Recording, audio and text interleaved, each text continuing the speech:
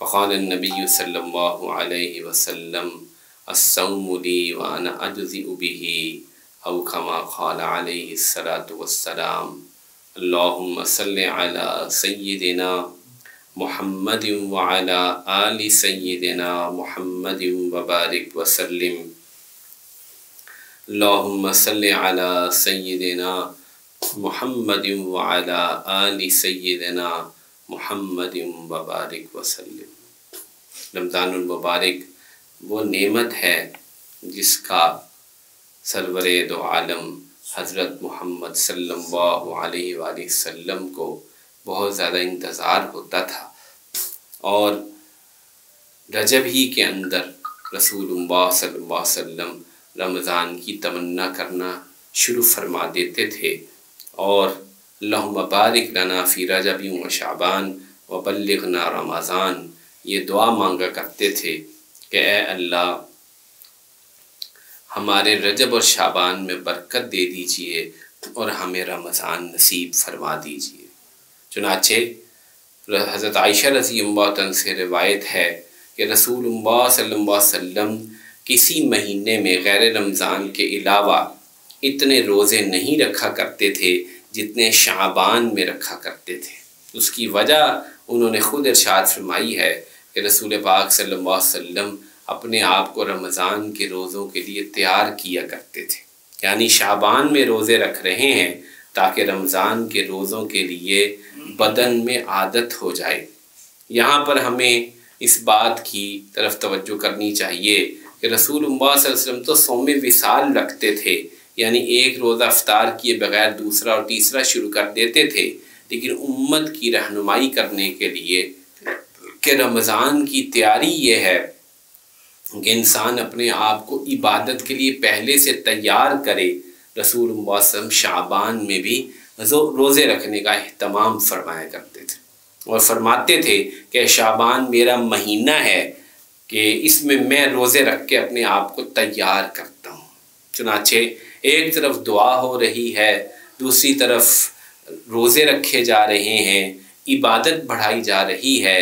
इससे मालूम होता है कि रसूलुल्लाह सल्लल्लाहु अलैहि वसल्लम शाबान का कैसी बेताबी से इंतज़ार फरमाया करते थे। हमारे हज़रत डॉक्टर साहब रहमतुल्लाह अलैह, इनका भी कुछ दिन पहले विसाल हुआ, वो एक मिसाल दिया करते थे।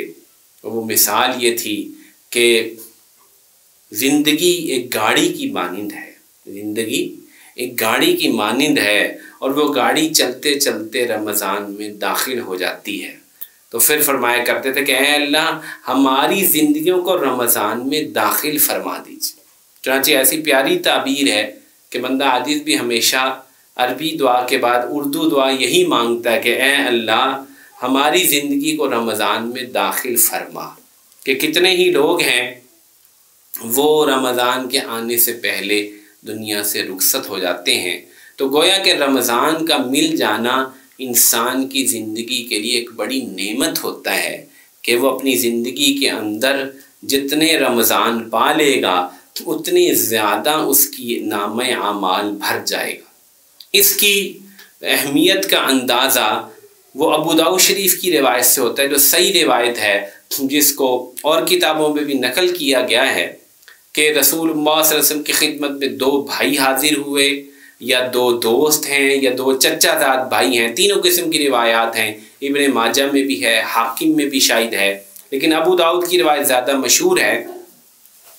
और उनमें से एक भाई ज़्यादा मुस्तइद थे और बहुत ज़्यादा हिम्मत वाले थे और दूसरे साहब वो इतनी ज़्यादा हिम्मत वाले नहीं थे। चुनाचे दोनों भाई इकट्ठे इस्लाम लाए, इकट्ठे सोबत में रहते थे और एक भाई जो हैं वो शहीद हो गए। एक भाई शहीद हो गए 1 साल पहले और दूसरे भाई का 1 साल बाद इंतकाल हुआ, तभी फौत हुए मदीना मुनव्वरा में। चुनाचे दोनों भाई इकट्ठे इस्लाम लाए या दोनों कज़न, और एक भाई ज़्यादा हिम्मत वाले वो 1 साल पहले शहीद हुए हैं और दूसरे वो जो 1 साल बाद तभी मरे हैं और रसूल वसल्लम की सोहबत दोनों ने पाई है, लेकिन रसूल पाक सल्लल्लाहु अलैहि वसल्लम की ज़िंदगी ही में जिहाद की जो अहमियत थी, जिहाद के जो फ़ज़ाइल थे, जिहाद के बारे में जो अहादीस थी, उसकी वजह से तमाम लोगों को कामिल यकीन था कि जिहाद और शहादत बहुत बड़ा अमल है। इसलिए किसी मजलिस में तज़किरा हुआ, फिर तज़किरा हुआ तो लोगों ने कहा कि पहला भाई बड़ी हिम्मत वाला था और शहीद हो गया, और दूसरा भाई जो है वो इतनी हिम्मत वाला भी नहीं था। तो ऐसे लोगों ने चढ़ा दिया उनको, उनकी जो पहले भाई थे जो शहीद, उनकी ज़रा ज़्यादा उनके बारे में उनकी अज़मत बयान कर दी और दूसरे को थोड़ा सा कमतर समझा। तो ये बात जब रसूलुल्लाह सल्लल्लाहु अलैहि वसल्लम की खिदमत में पेश हुई तो आप अलैहिस्सलातु वस्सलाम ने इरशाद फरमाया कि क्या ये पहले भाई मुसलमान, ये दूसरे वाले मुसलमान नहीं थे? कहा जी जी मुसलमान थे। कहा इन्होंने 1 साल की 6000 कुछ रकअतें ज़्यादा नहीं पढ़ी? कहा जी पढ़ी हैं। कहा इन्होंने 1 रमज़ान के रोज़े ज़्यादा नहीं रखे? कहा जी रखे हैं। फरमाया ज़मीन व आसमान का फ़र्क हो गया, ज़मीन व आसमान का फ़र्क हो गया। दूसरी रिवायत में है तुम्हें क्या खबर कि इस 1000 की इन 6000 रकात ने और 1 रमज़ान के रोज़ों ने इनको कितना ज़्यादा बुलंद कर दिया। तो ये हदीस जो है वो इशारा करती है कि 1 रमज़ान के रोज़े या 1 रमज़ान का मिल जाना इंसान के उखरवी दर्जे को कितना बुलंद कर देता है, इंसान को कितना ऊपर ले जाता है। ये बात हदीस से बिल्कुल वाज़े तौर पे पता चल रही है, और इससे ये पता चल रहा है कि रमज़ान के रोज़े और नमाज और तरावी ये किस कदर कीमती चीज़ें हैं, किस कदर कीमती चीज़ें। तो रसूलुल्लाह सल्लल्लाहु अलैहि वसल्लम ने बेताबी से इसका इंतज़ार फरमाया, इसके बारे में दुआ फरमाई, इसके बारे में अपने अमल से रोज़े रख कर दिखाया कि सहाबा को शौक़ पैदा हो जाए। फिर आपने आखिरी शाबान के जो आखिरी अय्याम हैं उसमें कई खुतबे इरशाद फरमाए, जिसके अंदर आप अलैहिस्सलाम ने तरगीब दी कि एक बहुत बड़ा महीना आने वाला है, बहुत बड़ा अज़मत वाला महीना आने वाला है। जो हदीस हज़रत शेखुल हदीस ज़करिया रहमतुल्लाह ने फ़ज़ाइल रमज़ान में नकल की है बतौर खुतबा के, वो लंबी हदीस है। उसमें आप अलैहिस्सलाम फरमाते हैं कि एक महीना है जिसके रोज़े अल्लाह ने फ़र्ज़ फरमाए हैं और जिसके क़ियाम को अल्लाह ने सवाब की चीज़ बनाया है। उसमें एक रात है जो लैलतुल क़द्र है, जो 1000 महीनों से अफजल है। जबकि दूसरी रिवायात जो ये किताब, ये चूँकि रिवायत साहिह यानी बुखारी मुस्लिम वगैरह में नहीं है, तो इसलिए दूसरी रिवायात में आप अलैहिस्सलाम यूँ फरमाते हैं कि शहर मवासात आ रहा है, गमखारी का महीना आ रहा है, अज़मतों वाला महीना आ रहा है। एक हदीस में फरमाते हैं अल्लाह जल्ल जलालहू देखेंगे तुम्हारे तनाफुस को। किसको देखेंगे? तुम्हारे तनाफुस को देखेंगे। तनाफुस किसे कहते हैं?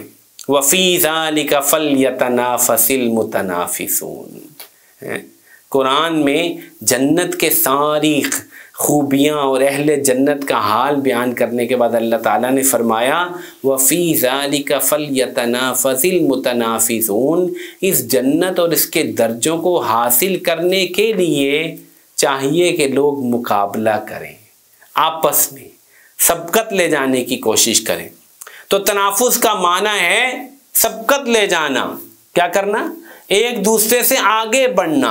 तो इसलिए रसूल पाक सल्लल्लाहु अलैहि वसल्लम ने यहाँ भी तनाफुस का लफ्ज़ इरशाद फरमाया है हदीस में कि अल्लाह जल्ल जलालू तुम्हारे नफूस के तनाफुस को देखेंगे कि कितना तुम तनाफुस करते हो और कितना तुम मेहनत कोशिश करते हो। ये क्या है? अभी रमज़ान आया नहीं है, उससे पहले ये प्रेपरेशन कराई जा रही। हम जैसे इस्तिकबाल कर रहे हैं ना, इस्तिकबाल, ये वो इस्तिकबाल का लफ्ज़ तो वहाँ नहीं था, लेकिन इस इस्तिकबाल की जो सूरतें हैं वो मैं आपको समझाने की कोशिश कर रहा हूँ कि तवज्जो दिलाई जा रही है। तनाफुस करने के बारे में इरशाद फरमाया जा रहा है कि अल्लाह ताला देखेंगे तनाफुस कितना करते हो, अल्लाह ताला देखेंगे कि गमखारी कितनी करते हो। ठीक है, एक अपने नफ्स में तनाफुस है कि मुकाबला करना इबादत में, और एक गमखारी है दूसरों के साथ। तो दोनों बातें इरशाद फरमा दी हैं, तनाफुस भी देखेंगे, गमखारी भी देखेंगे, गमखारी भी देखें। तो ये कौन सा महीना है? शहरु रमज़ान उन्ज़िल फ़ीहिल कुरान। कुरान इसको जो है खुद कहता है कि ये कुरान का महीना है। ये क्या है? कुरान का महीना है। तो इसलिए तीसरी बात जो इसमें समझ लीजिए, आप अलैहिस्सलाम फिर आखिरत की तवज्जो कर दिलाते हुए इरशाद फरमाते हैं कि ये दोनों चीज़ें शिफात करेंगी। अल कुरान व सौम, ये दोनों, या रमज़ान, ये क्या करेंगी? शफात करेंगी। तो पहले ये समझाया कि अल्लाह देखेंगे, अल्लाह ताला तुम्हारे तनाफुस को देखेंगे, गमखारी को देखेंगे। अब फरमाया कि ये दोनों चीज़ें शिफात करेंगी तुम्हारे लिए। रोज़ा भी शिफात करेगा और कुरान भी शिफात करेगा। फिर इरशाद फरमाया, अल्फाज बताए शफात के। फरमाया रोज़ा कहेगा, ए अल्लाह मैंने इसको खाने पीने और शहवत से रोका, मेरी शफात कबूल कर। इसकी शफात कबूल की जाएगी। कुरान कहेगा, ए अल्लाह मैंने इसको रात सोने से रोका, मेरी शफात कबूल की जाए, इसकी शफात कबूल की जाएगी। तो देखिए ये दोनों चीज़ें कितनी बड़ी हैं कि अब फरमाते हैं कि शफात की उम्मीद भी कर लो। मेहनत करो, कोशिश करो, अपने आप को, अपने नफ्स को इबादत में लगाओ और उम्मीद रखो कि रोज़े क़यामत ये दोनों चीज़ें बहुत ज़्यादा काम आएंगी, शिफात करेंगी। चुनाचे इस्तिक़बाल रमज़ान क्या है? इस्तिक़बाल रमज़ान अपने आप को रोज़ों के लिए तैयार करना है, कुरान और क़याम के लिए तैयार करना है। क्या करना है? तैयार करना है रोज़ों के लिए और क़याम के लिए, क्योंकि शिफात इन्हीं दोनों चीज़ों ने करनी है। इसलिए इन दोनों चीज़ों के लिए अपने आप को तैयार करना है। हमारे यहाँ इस्तिक़बाल का मतलब कुछ और बन चुका हुआ है। हमारे यहाँ अभी तेज़ी दिखाई जा रही है कि जल्दी और राशन ले लिया जाए। अफ्तारी के सामान के बारे में लोग फ़िक्र कर रहे हैं। औरतें कह रही हैं समोसे वगैरह ले लिए जाएं। समोसा पट्टी बहुत ज़्यादा बाज़ारों में आ चुकी है, पकोड़ों का सामान आ चुका है, बेसन जो है वह भी रमज़ान सस्ते बाज़ार लग जाएंगे। दही भल्ले और जो है वो पकौड़ियाँ ये ख़रीदी जा रही हैं धड़ाधड़। यानी कि हमारा फोकस चूंकि खाने पर ज़्यादा है, इसलिए हमारा इस्तिक़बाल जो है वो खाने पर फोकस हो जाता है। और फिर ईद की भी अभी तैयारी है। बहुत सारे लोग कह रहे हैं अभी जो है कुछ कपड़े वपड़े भी बना लिए जाएं, कुछ चूड़ियाँ ले ली जाएं, कुछ और चीज़ें कर ली जाएं। तो खाना और पहनना वो चूँकि हमारी ज़िंदगी का फोकस बना हुआ है, इसलिए हम इस्तिक़बाल को भी इसी माना में ले लेते हैं। लेकिन रसूलुल्लाह सल्लल्लाहु अलैहि वसल्लम वाज़े तौर पे दो चीज़ों की तैयारी करवा रहे हैं। मैं चाहता हूँ कि आप अच्छी तरह समझ लीजिए, रोज़ा और क़याम, रोज़ा और क़याम। चुनाचे जब रमज़ान शुरू हो गया, फिर आप अलैहिस्सलाम ने क्या फरमाया? पहले रमज़ान से पहले तैयारी करवा रहे थे रोज़े के और क़याम की। अब जब रमज़ान शुरू हो गया, फरमाया मन साम रमज़ान ईमाना व इहतिसाबन गुफ़िर लहु मा तक़द्दम मिन ज़ंबिही। रोज़े तुमने शुरू कर दिए हैं, बुखारी शरीफ की रिवायत है, रोज़ा रखोगे ईमान और एहतिसाब के साथ, अल्लाह ताला सारे गुनाह माफ़ कर दे। और फिर रात की तरावी आ गई है, मन क़ाम रमज़ान ईमान व इहतिसाबन गुफ़िर लहु मा तक़द्दम मिन ज़ंबिही। क़याम करोगे ईमान व एहतिसाब के साथ, अल्लाह पिछले सारे गुनाहों को माफ़ कर देंगे। तो भाइयों करना क्या है? दो काम हैं, रोज़ा और क़याम, रोज़ा और क़याम। और इसमें गोया के पूरे तौर पे अपने आप को तैयार करना है। यही इस्तिक़बाल रमज़ान है। ये क्या है? इस्तिक़बाल रमज़ान है कि रोज़े के लिए अपने आप को तैयार करें और क़याम के लिए अपने आप को तैयार करें। ये दो बुनियादी अमूद हैं रमज़ान के, इस्तिक़बाल के, अपने आप को तैयार करने के। एक रोज़ा और एक क़याम, ये गोया के लाजमी दो चीज़ें हैं। बाकी सब चीज़ें भी नफली हैं, इसके बाद इजाफी हैं।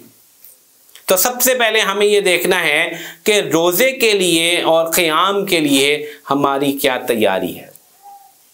रोज़ा रखना, आसान लगता है, अब मज़ीद जो है वो रोज़ा सर्दी की तरफ जा रहा है, रोज़ा छोटा हो रहा है, रोज़ा रखने का एक माहौल भी होता है, रोज़ा हमें आसान लगता है और हमें एक जोश व जज्बा होता है कि रोज़ा रखना है, सारे रखते हैं, घर में सहरी भी होती है, अफ्तारी भी होती है, तमाम करते हैं।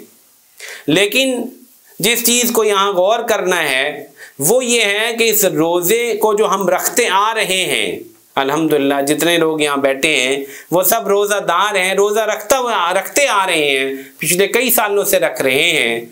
मसला ये है कि इस रोज़े के अंदर तकवा बढ़ जाए, इस रोज़े के अंदर गुनाह छूट जाए, इस रोज़े के अंदर अल्लाह से ताल्लुक़ हो जाए, इस रोज़े के अंदर नफ्स की ऐसी मुशक्क़त हो कि उसकी हराम शहवात 30 दिन बाद ख़त्म हो जाए। ये वो चीज़ें हैं जिसको हमें रोज़े के आदाब के तौर पर मलहूज़ रखना होगा, रोज़े के आदाब के तौर पर मलहूज़ रखना होगा। तो आइए देखते हैं कि रोज़े के आदाब क्या हैं। सबसे पहली चीज़ जिसको इंसान अपने रोज़े में इख्तियार करे वो उसकी ज़ुबान की हिफाजत है, क्योंकि हदीस में अबू दाऊद शरीफ की रिवायत है कि रोज़ा ढाल है, अस्सौम जुन्नत, रोज़ा ढाल है। किससे ढाल है? जहन्नुम से ढाल है, गुनाहों से ढाल है, नाफरमानी से ढाल है। आगे फरमाया जब तक कि उसको फाड़ ना दिया जाए। क्या ना कह दिया जाए? ढाल की चीज़ से बनी होती थी, चमड़े से बनी होती थी, तलवार के वार को रोक देती थी। रसूल सब ने एक हिस्सी मिसाल देकर समझाया कि रोज़े की जो ढाल है इसको फटने से बचाना है, और फटती किस चीज़ से है? गीबत से, बदजुबानी से। किससे फटती है? गीबत से, चुगली से, झूठ से। तो रोज़े को जो सबसे ज़्यादा चीज़ नुकसान पहुंचाती है वो ज़ुबान है। इस बात को समझ लीजिए। अब क्या हो रहा है, रोज़ा हमारा है लेकिन ज़ुबान की एहतियात नहीं है, इसलिए रोज़ा फट जाता है, रोज़े का असर कम हो जाता है गीबत की वजह से। हज़रत शेखुल हदीस ज़करिया ने एक वाक़या नकल करके अजीब एक इस्तिदलाल कर दिया फ़ज़ाइल रमज़ान में, वो मैं आपको सुनाता हूँ। मुझे मालूम नहीं कि मैंने तो इसकी सनद नहीं देखी, वाक़या ये तहरीर फरमाया है कि 2 औरतों ने आहद नबी में रोज़ा रखा और उनको बहुत ज़्यादा रोज़ा लगा, मरने के करीब हो गई। आप अलैहिस्सलाम को इत्तला दी गई, आपने एक प्याला भेजा और कहा इसमें क्या करो। चुनाचे जब उन्हें उंगलियां डाल के क्या की तो उसके अंदर ताज़ा खून और गोश्त जो है वो निकला। तो आपने फरमाया इन्होंने गीबत की, मुर्दा भाई का खून और गोश्त खाया, क्योंकि गीबत को अल्लाह ताला ने कुरान में ये ताबीर फरमाया है। तो हज़रत आगे फरमाते हैं इससे पता चला कि गीबत करने से रोज़ा बहुत ज़्यादा लगता है, रोज़ा बहुत ज़्यादा मुश्किल हो जाता है। हम ये समझते हैं कि बातें शातें करें, गपशप कर लगाएंगे तो रोज़ा आसानी से कट जाएगा। हाँ, हम ये समझते हैं, और गपशप में फिर बातें इधर से उधर जाती हैं, इधर की बात उधर की बात। और दूसरी जो हिफाजत है वो कान की हिफाजत है, क्योंकि कान और ज़ुबान आपस में मिले हुए हैं। जब ज़ुबान बोलती है तो कान सुनता है, या मैं पहले बोलूँगा तो दूसरा कान सुनेगा, या वो बोलेगा गीबत करेगा तो मैं सुनूंगा। इसलिए गोया आप समझ लें कि कान और ज़ुबान का जो अमल है, जो एक्शन है, वो साथ साथ चलता है। मेरी इस बात को तवज्जो फरमाइएगा। जैसे गीबत करना गुनाह है वैसे सुनना भी गुनाह है, जैसे झूठ बोलना गुनाह है, झूठी बातों पे यकीन करना भी गुनाह है। पता नहीं कितने झूठ जो हैं वो चारों तरफ बोले जा रहे हैं। सबसे बड़ा जरिया तो उसका मीडिया है। झूठों की जो है वो इतनी ज़्यादा लंबी यहाँ पर लिस्टें हैं कि आपको पता ही नहीं चलता झूठ क्या है सच क्या है। और आजकल जो है वो तीसरी चीज़ जिसकी हिफाजत बहुत ज़्यादा ज़रूरी है वो आँख है, वो भी मीडिया की वजह से बहुत ज़्यादा गलत इस्तेमाल होती, बहुत ज़्यादा गलत इस्तेमाल होती। यकीन मानिए आप कि लोग रोज़ा रख कर हराम चीज़ें देखते हैं। एक नहीं, बहुत सारे लोगों ने मुझसे शेयर किया, मैं आपको क्या बताऊं। रोज़ा कटता नहीं है, और नौजवानों में से तो मैं हैरान होता हूँ कि बाज़ लोगों को इंसाल भी हो जाता है, उनका रोज़ा फासिद हो गया होता है, उनको पता ही नहीं होता कि मेरा रोज़ा फासिद हो चुका। मुफ्ती साहब यहाँ तक मामला है, रोज़ा फासिद हो जाता है। तो आप अंदाज़ा लगाइए कि ज़ुबान और कान और उसके साथ साथ ये आँख, मीडिया की वजह से हमारा कान भी चलता है, ज़ुबान नहीं चलती। मीडिया का मसला है कि हम या तो सुनते हैं या देखते हैं। तो मोबाइल जो है उसकी वजह से हमारी आँख और हमारा कान ये बहुत ज़्यादा गलत इस्तेमाल होता है। तो रोज़ा काटना कोई, मेरा मतलब है रोज़ा काटने की क्या ज़रूरत है, रोज़ा गुजारने की क्या ज़रूरत है, रोज़ा गुजारने की क्या ज़रूरत है। एक नौजवान ने मुझे कहा कि मैं जो है वो एक जगह चला जाता हूँ, वहाँ काफ़ी ज़्यादा बदनज़री हो जाती है। तो मैंने कहा आप ये पता नहीं देखता हूँ। मैंने कहा आप ये क्यों देखते हैं? कहा कि वो रोज़ा नहीं गुजर रहा होता ना, अब टाइम भी तो पास करना होता है ना, तो इसलिए फिर तो टाइम पास करने की क्या ज़रूरत है रोज़े में, आप बताइए। टाइम पास करने के लिए कुछ ना कुछ देखना पड़ेगा ना आपको। ये तो मैं पिछवा भी मैंने इशारा कर दिया था कि हमारी खुशकिस्मती है कि PSL जो हमेशा रमज़ान में होता था इस दफ़ा पहले ख़त्म हो गया है, हो गया ना ख़त्म। अब पता नहीं कोई और शायद शुरू ना हो जाए, मुझे बहरहाल इल्म नहीं है, लेकिन जो है वो कोई ना कोई मुसीबत हमारे सर लगी रहेगी। तो इसलिए सिर्फ रोज़ा नहीं रखना, रोज़ा आदाब के साथ रखना है। ज़ुबान की हिफाजत, कान की हिफाजत और आँख की हिफाजत, ये 3 बड़ी चीज़ें हैं। उसके बाद चौथी चीज़ है दिल की हिफाजत। ये आप चौथी चीज़ कह लीजिए आज़ा की हिफाजत। आज़ा जो हैं वो गुनाहों में इस्तेमाल ना हो, हाथ से गुनाह ना हो, पाँव से गुनाह ना हो, ये आज़ा हैं। ज़्यादा गुनाह तो इन 3 चीज़ों से होते हैं, लेकिन इससे भी गुनाह होते हैं।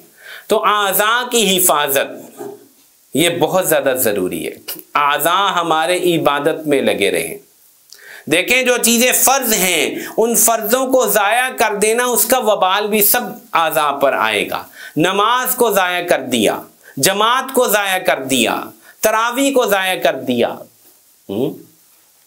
किसी और बेकार चीज़ में लगे रहे तो सब आज़ा हमारे कसूरवार होंगे। तो ज़ुबान की हिफाजत, कान की हिफाजत, आँख की हिफाजत और तमाम आज़ा की हिफाजत, ये इस वक्त का सबसे बड़ा चैलेंज है रोज़े के अंदर। हमें आदत नहीं इन चीज़ों की हिफाजत करने की।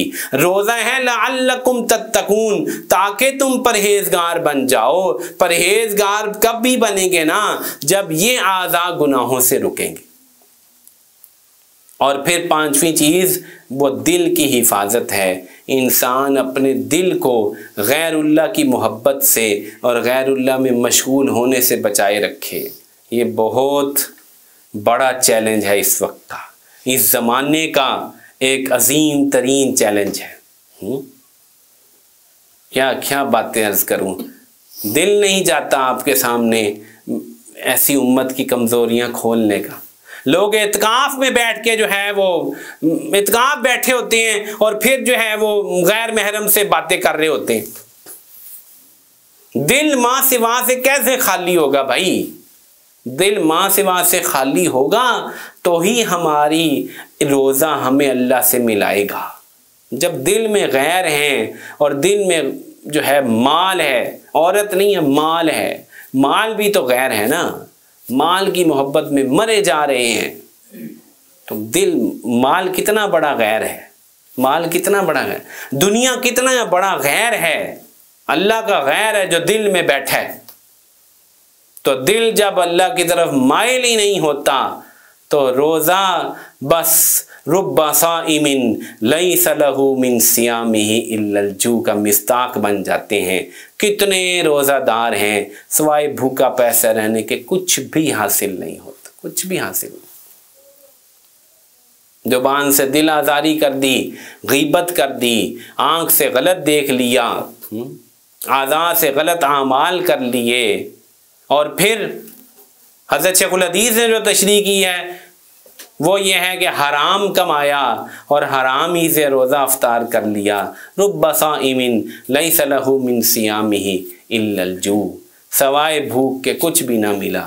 हराम से रोज़ा अफ्तार किया, हराम से सहरी की या हराम आमाल किए तो वो बशारतें हासिल ना हो सकेंगी। तो पहली बात क्या है कि रोज़े के लिए अपने आप को तैयार करना है, और रोज़ा वो जिसमें हम अपने आप के बारे में एक्शन प्लान बनाएं, हम सोचें कि कैसे मेरा रोज़ा आदाब के साथ होगा, कौन सी मसरूफियात है जिसमें मैं लगूंगा तो मेरी आँख की हिफाजत होगी, कान की हिफाजत होगी। किसी न किसी काम पर तो जाना है, कुछ ना कुछ मसरूफियत तो माशी चलती है, लेकिन हम कैसे अपने आप को ऐसे इबादत में लगाएं कि हमारे रोज़े इंदल्लाह मकबूल हो जाएं।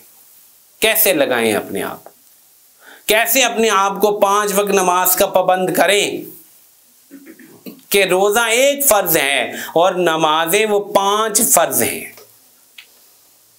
रोज़ाना 5 फ़र्ज है, रोज़ाना एक फ़र्ज रोज़ा इजाफा हो गया, एक रोज़ा पूरे 12-14 घंटे का, और उसमें जो है वो 5 नमाजें भी तो फ़र्ज हैं। अब इस अल्लाह के बंदे ने एक फ़र्ज वो तो पूरा कर लिया, 2-3 फ़र्ज इधर से उड़ा दिए।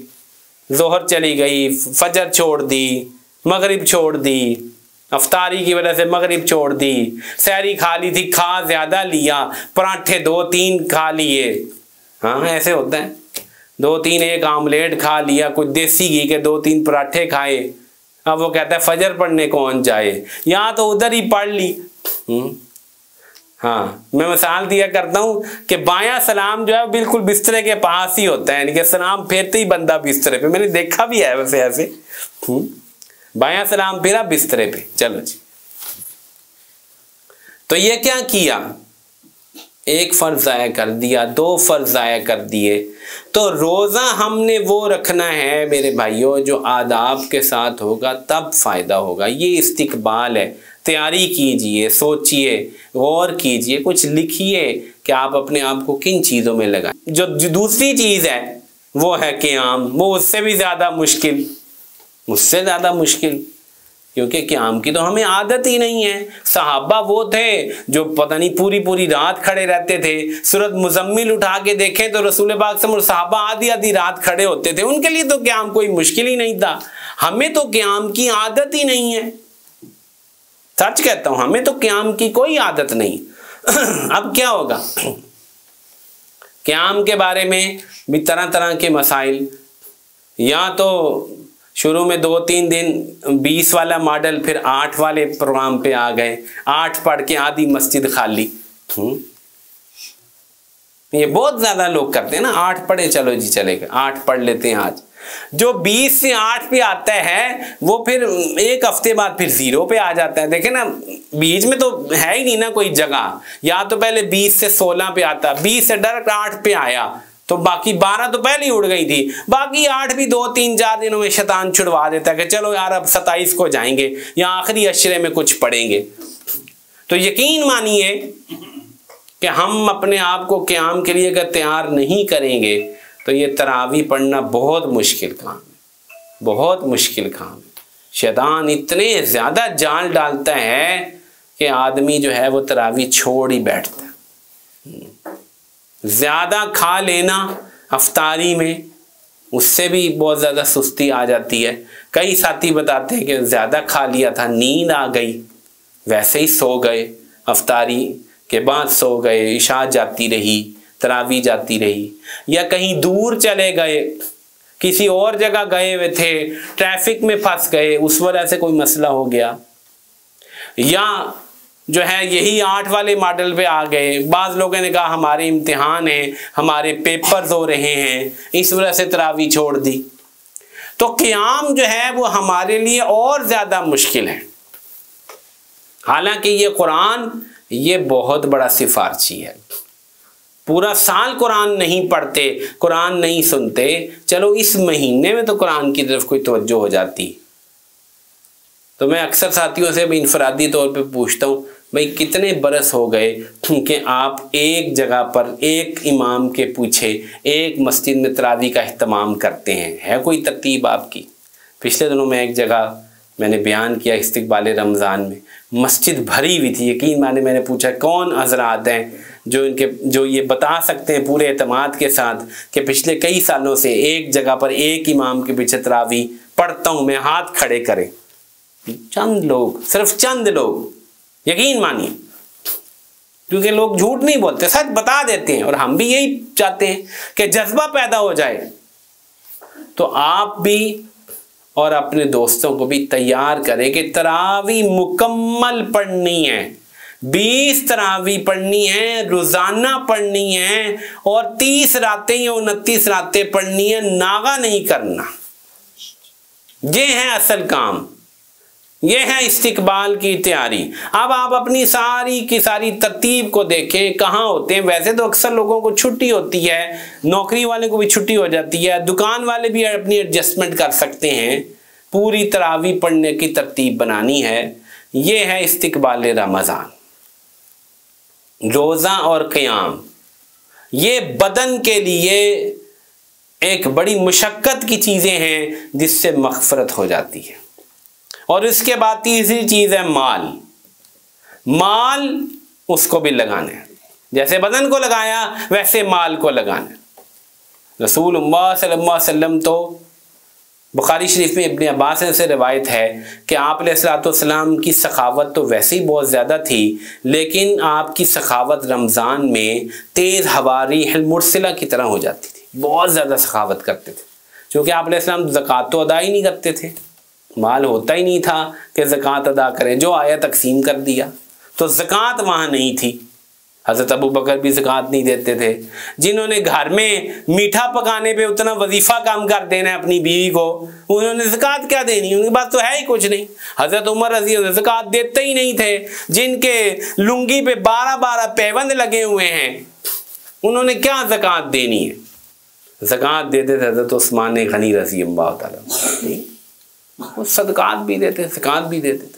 हमारे लिए सबसे बड़ा चैलेंज ये है कि हम ज़कात अदा करें, ज़कात बाकायदा उसका हिसाब लगाकर उसको अदा करें, मुस्तहिकीन तक पहुंचाएं। ये सबसे बड़ा जो है वो काम है कि इंसान अपनी ज़कात को प्रॉपर तरीके से कैलकुलेट करे। आप हैरान होंगे कि बहुत कम लोग हैं जिनको ज़कात की कैलकुलेशन पता है। टैक्स की कैलकुलेशन बड़ी आसानी से आपको अगला कर देगा। पूरे पूरे डिपार्टमेंट बने हुए हैं, टैक्स, FBR, स्लैबें बनी हुई हैं, सब पता है कितना टैक्स करता है, क्या करता है। जनरल सेल्स टैक्स है, मोबाइल के 100 रुपये के कार्ड के पीछे कितने पैसे कटते हैं ये बच्चा भी आपको बता देगा, उसको भी पता है कि कितने पैसे कटते हैं।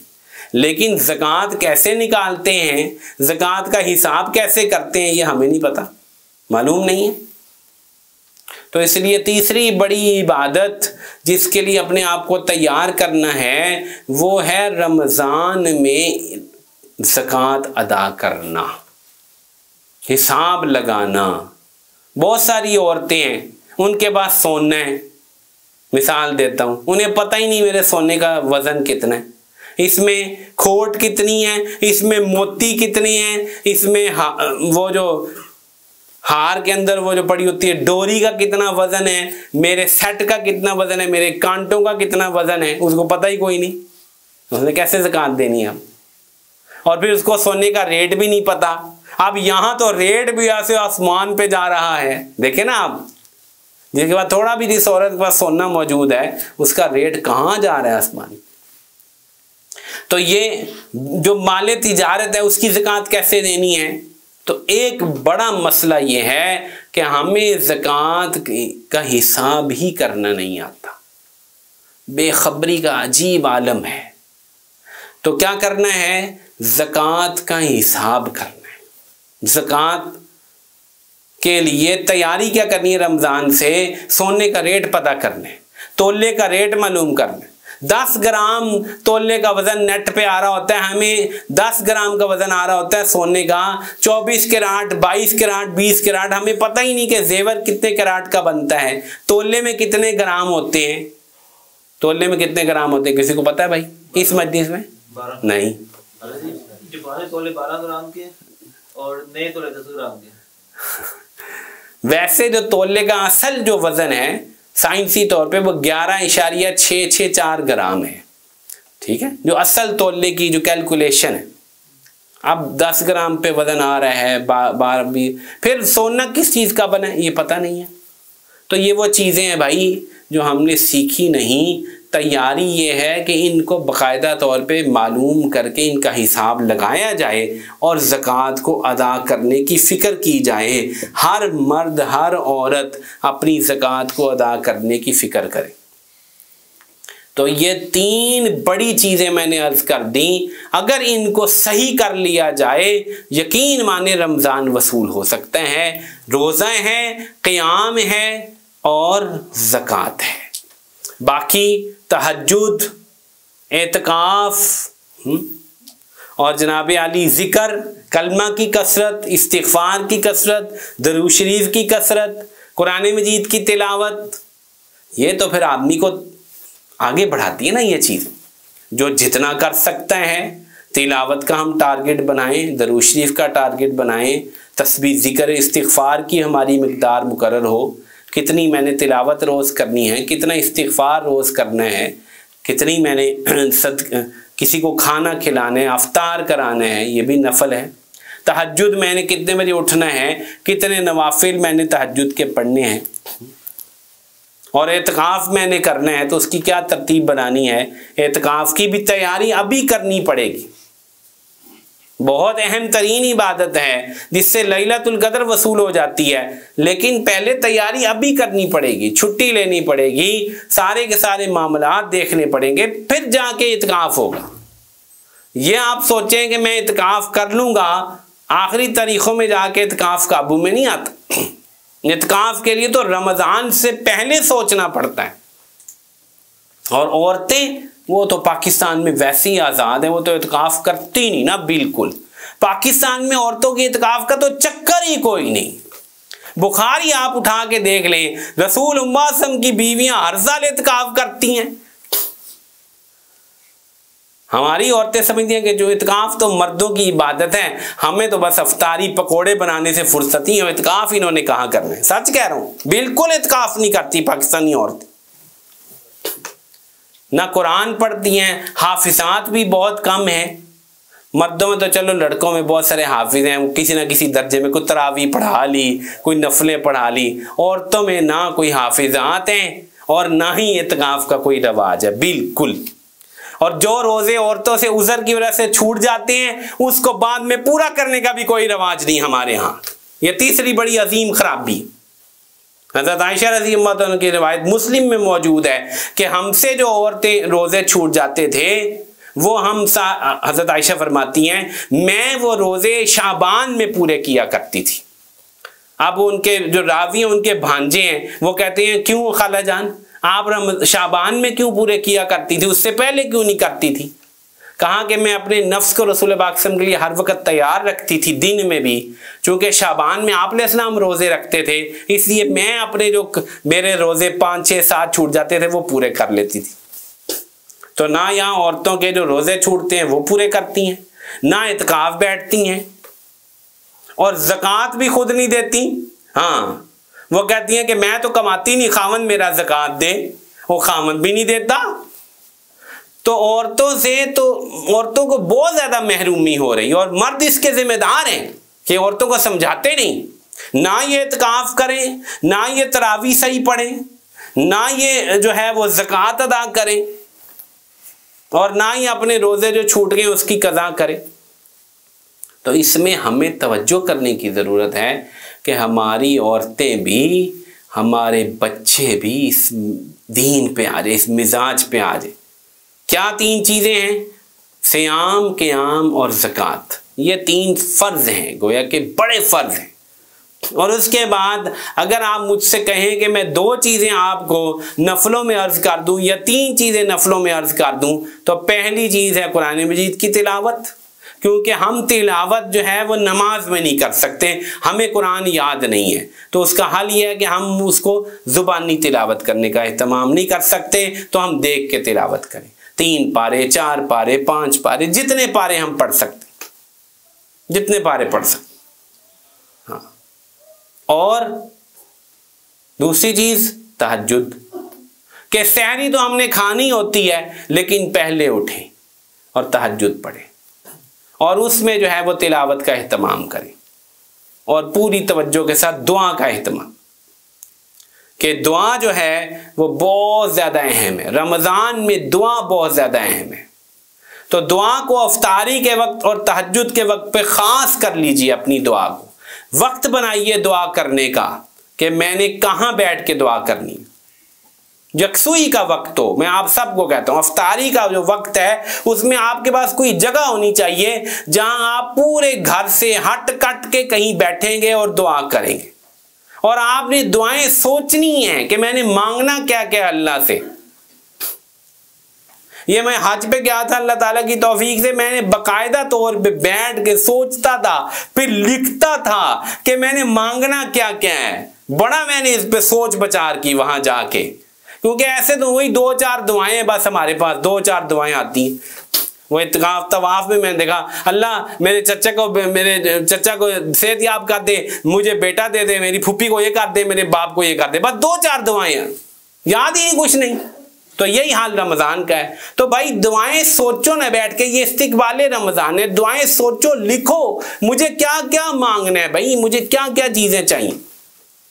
और थोड़ा सा अपने जहन को वसी करो। ये सिर्फ मकान और नौकरी और तिजारत और शादी से बाहर निकल कर जरा दूर तक सोचो, आखिरत में क्या चाहिए, रूहानियत में क्या चाहिए, इबादत में क्या चाहिए।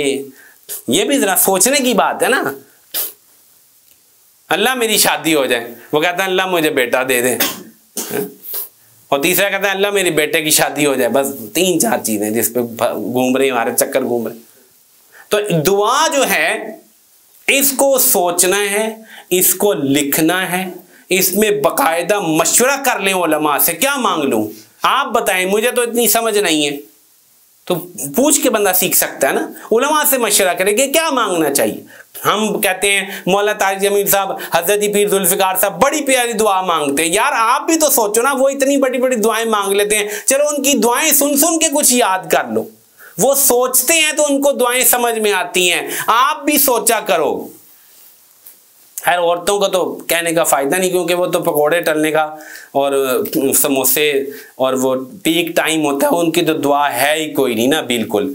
तो भाई वो चलो तलते ही मांग लिया करें, हाथ उठाना तो कोई जरूरी नहीं है ना, तलते तलते मांग लिया करो। क्योंकि अब ये तो नहीं कर सकते कि पकोड़े बंद करा दें, सारे मर्द हड़ताल कर देंगे।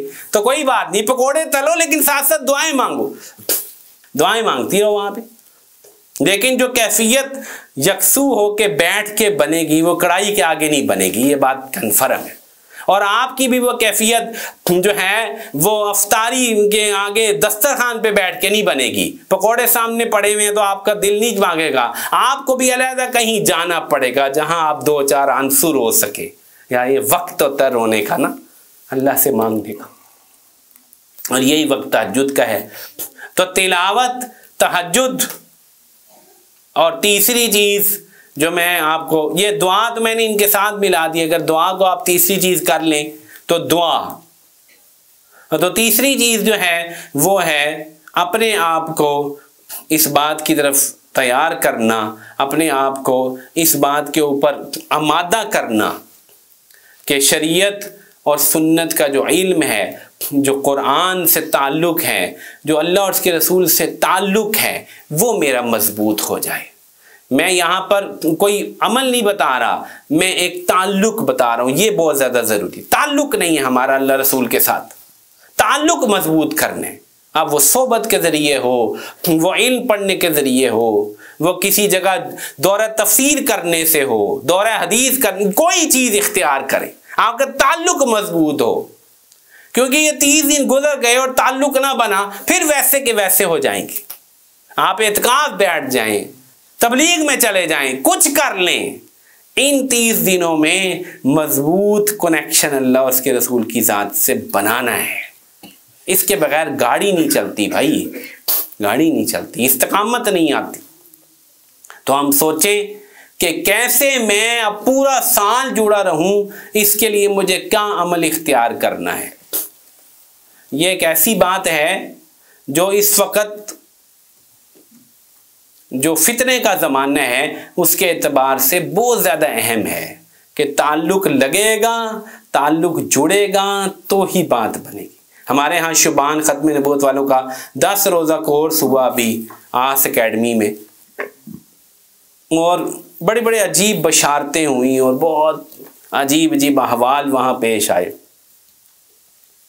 तो बहुत सारे लोगों को शुरका में पूरे पाकिस्तान के लोग थे, और हज़रत रोज़ किसी न किसी को रसूल पाक की ज़ियारत होती। कभी देखें वहाँ एक हमारा जो बाग है उसका नाम ही हमने गुलशन ख़त्म नबूवत रखा। किसी को ख्वाब है रसूल पाक इधर बैठे हुए हैं, गुलशन ख़त्म नबूवत में बैठे हुए हैं। एक बच्चे को ख्वाब रसूल पाक जो है वो शुबान की इंतज़ामिया के साथ खड़े हुए, आपने शुबान की जो है वो बाकायदा वो पहनी हुई है और आप लोगों को जो है वो लेके, अजीब अजीब ख्वाब, बड़े ख्वाब लोगों को आए। और हर कभी किसी पठान को ख्वाब आ रहा है, कभी किसी को ख्वाब आ रहा है, कभी किसी को ख्वाब आ रहा है, और वो ख्वाब चूंकि आगे फिर सादा को सुनाते थे, वो हमें रोज़ पता चलते थे। तो मैं इतना हैरान होता था कि यार ख़त्म नबूवत का ये काम है, कितना बड़ा काम है। रसूलुल्लाह सल्लल्लाहु अलैहि वसल्लम जो हैं वो, एक तालिब इल्म ने ख्वाब आई, उसने पूछा रसूल पाक से इस काम के बारे में, तो आपने फरमाया कि मैं खुद शुबान में हूँ। ये अल्फाज आपने सामने फरमाए। देखो ये ताल्लुक़ समझाना चाह रहा हूँ आपको कि ख़त्म नबूवत का काम है जिसमें वो जितने लोग आए थे उनका कैसा ताल्लुक़ रसूल पाक से डेवलप हुआ, एक ताल्लुक़ बना। ये चीज़ होती है जो आदमी को फिर ज़िंदगी भर चलाती है। समझ लो बात को? हाँ, इसमें फिर आदमी को रूहानी तौर पे बहुत चीज़ें हासिल हो जाती, अल्लाह से ताल्लुक़ बन जाता है, रसूलुल्लाह से ताल्लुक़ बन जाता है। कुरान में गौर व फिक्र अगर हम करें, तदब्बुर करें, ये अमल की बात नहीं हो रही, ये तदब्बुर की बात हो रही। मैंने अभी पिछले दिनों एक वर्कशॉप कराई थी, उसमें मैंने बाकायदा परफॉर्मा बनवाया कि भाई कोई टाइम बताओ कि आप कुरान में तदब्बुर किस वक्त करोगे, अकेले बैठ के चलो एक सफ़ा तदब्बुर करो रोज़ाना, साथियों से पूरे इरादे लिए तदब्बुर करने, ताल्लुक़ बनाने के लिए, ताल्लुक़ बने ना अल्लाह से, अल्लाह के कलाम से ताल्लुक़ बने, समझें। तो ये मुख्तलिफ तरीके होते हैं जिसमें आदमी अपने आप को खपाता है तो ताल्लुक़ बनता है। बाद लोगों के जिक्र से ताल्लुक़ बनता है, तो रात के वक्त जिक्र की वो मिकदार हो, ला इलाहा इल्लल्लाह, अल्लाह अल्लाह, वो बनाए, उसको उसके ज़रिए से ताल्लुक़ बनाए। ठीक, तो जिस तरीके से भी ताल्लुक़ बहाल हो सकता है, ताल्लुक़ को मजबूत करना है, ये बहुत बड़ा अमल है। अल्लाह से और उसके रसूल से मोहब्बत हो जाए तो सारे दीन का मज़ा आ जाता है, रोज़ों का भी मज़ा है, तरावी का भी मज़ा है। जब मोहब्बत है दिल में तो बस सभी मज़ा है। दरूद शरीफ पढ़ने से रसूलुल्लाह से ताल्लुक़ बन जाता है सल्लल्लाहु अलैहि वसल्लम। अभी हम सफ़र में भी गए थे, लोग हज़ारों की मिक़दार में पढ़ते हैं, बड़ा ताल्लुक़ रसूलुल्लाह की ज़ात से बनता है। तो हम भी इन आमाल का, तिलावत का, तहज्जुद का और रसूलुल्लाह सल्लल्लाहु अलैहि वसल्लम की ज़ात से और अल्लाह की ज़ात से अपने कनेक्शन को बनाने के गौर व फिक्र करें। तन्हाई और खलवत इसका एक ज़रिया है। और फिर मैं वही बात करूँगा, आखिरी बात, कि इसमें मैं भी इंशाअल्लाह पूरी कोशिश करूँगा, मैं भी मुब्तला हूँ, आप भी मुब्तला हैं। हज़रत मुफ्ती हसन साहब ने जो आखिरी बयान फरमाया उसमें फरमाया उज़्कुरुल्लाह बिग़ैरि जवालिन कुन फ़कुन लिल्लाहि खैर जारी। अल्लाह का जिक्र बगैर मोबाइल के कर, तो अल्लाह का बेहतरीन हम नशीन बन जाएगा। क्या कर बन जाए? अल्लाह का जिक्र बगैर मोबाइल के कर, तो अल्लाह का बेहतरीन हम नशीन बन जाएगा। अब मैंने गौर किया इस सफ़र में कि मोबाइल जो है वो रात को मेरे पास होता क्यों है, तो इसलिए कि मैंने अलार्म लगाना होता है और सुबह जब मैं बैठता हूँ तो मैंने टाइम देखना होता है कि नमाज में कितना टाइम रह गया है, तो मोबाइल की मुसीबत मेरे सामने पड़ी। अगरचे मैं इसको देखता नहीं हूँ, लेकिन फिर भी खुद होती रहती है कि सामने पड़ी है स्क्रीन, हाँ होती रहती है। तो मैंने फौरी अपने दोस्त को कहा कि आगे रमज़ान आ रहा है, मुझे इतनी सी एक छोटी सी घड़ी डिजिटल मोबाइल जैसी लेके भेज दे। उसने ख़रीद ली वहाँ से। मैंने कहा ये जो है ना, इसको कहीं डब्बे में बंद कर दिया करूँगा, रात को देखना ही नहीं, टाइम देखने के बहाने भी इसको देखो ना, तब भी ये मुसीबत कुछ ना कुछ अंदर इससे निकल ही आता, कोई टून हो ही जाती है इसमें। सच कह रहा हूँ आपको। तो ये सबसे बड़ी मुसीबत है। उज़्कुरुल्लाह बिग़ैरि जवालिन। तो जब हम बैठे ज़िक्र के लिए, तस्बीह के लिए, इसको जो है वो दूर रखें अपने आप से। इसको कम से कम जो है वो 10 फुट नहीं 20 फुट इस मुसीबत को दूर कर देना चाहिए। अल्लाह ताला मुझे भी तौफीक दे। बहुत बड़ी जो है बला है जो हमारे दिमाग पर और हवास पे चिमट चुकी है। और अल्हम्दुलिल्लाह पिछले साल एतकाफ में भी और हज में भी इसको मुकम्मल बंद किया था। वो फ़ायदा हुआ कि बयान से बाहर है। अल्लाह ताला ये हमें हमारी इबादतों में, हमारे इत्काफ में, हमारी तरावी में अल्लाह ताला हमें इस मोबाइल से महफूज फरमाए। अल्लाह ताला ये शैतान का बहुत बड़ा कोई जाल है जिसमें हम फंसे हुए हैं। अल्लाह ताला इससे हमें बचाए और अपने आप को तैयार कीजिए। खुलासा कलाम करता हूँ, रोज़ा रखना है आदाब के साथ, क़याम करना है खुशू और खुजू के साथ, पूरा कलाम सुनना है। एक इमाम के पीछे एक जगह पे खड़े होके सुनेंगे तो बहुत ज़्यादा फ़ायदा होगा। ज़कात को उलमा से पूछ के मुकम्मल हिसाब के साथ ज़कात को अदा करना है। और उसके बाद तिलावत है, तहज्जुद है, अल्लाह से ताल्लुक़ के जो ज़रिए हैं, एतकाफ़ है, दुरूद शरीफ की कसरत है, कसरत इस्तिग़फ़ार है, खलवत है, मुराक़बा है, इन सब चीज़ों को इख्तियार करने की पूरी कोशिश फरमाएँ।